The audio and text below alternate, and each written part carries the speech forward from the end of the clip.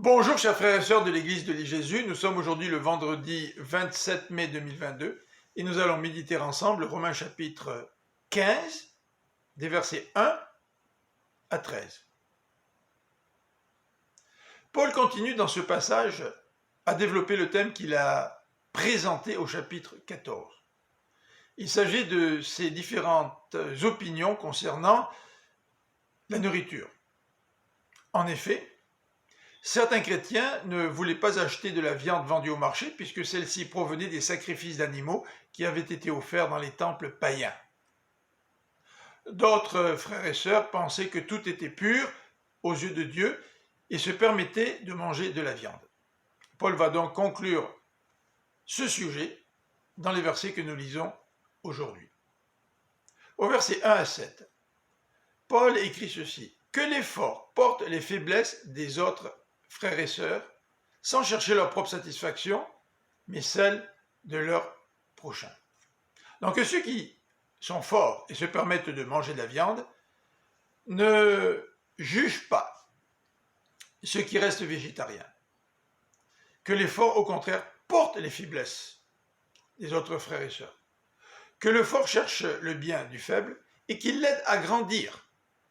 Et Paul encourage ses lecteurs à suivre l'exemple de Christ, qui n'a pas cherché sa propre satisfaction.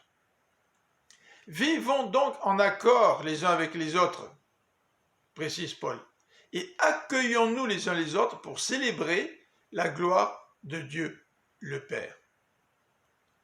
Au verset 8, Paul va parler du Christ.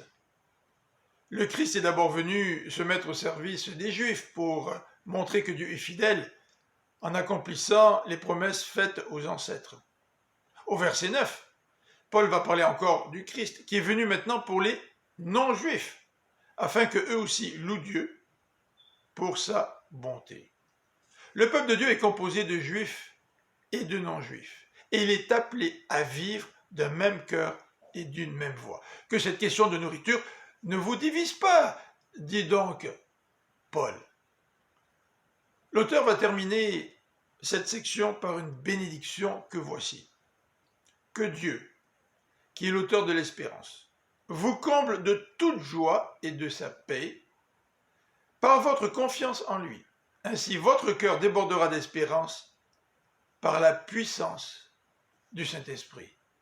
Que le Seigneur nous aide à maintenir dans son Église cette unité, malgré les divergences d'opinion.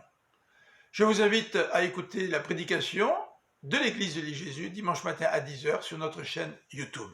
Que le Seigneur vous bénisse. À bientôt.